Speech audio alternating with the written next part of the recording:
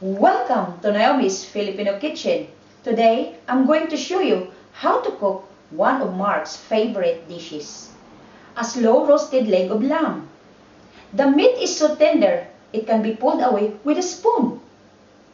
Here are the ingredients of today's dish: leg of lamb, rosemary, garlic, cooking oil, and salt. Wait until the end of this video for a sneaky peek of some of my other recipes.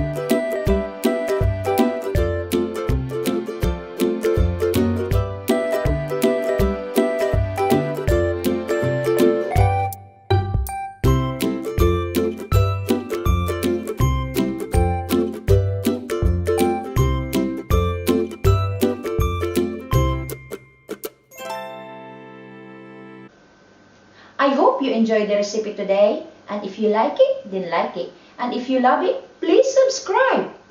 Thanks for watching. See you soon.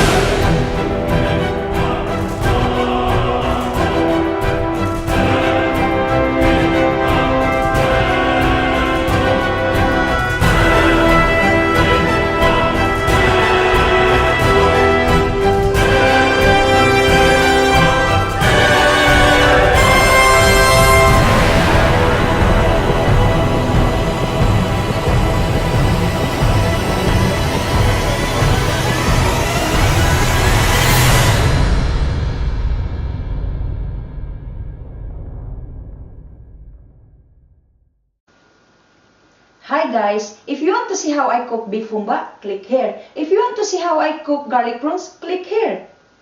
Bye for now. See you soon.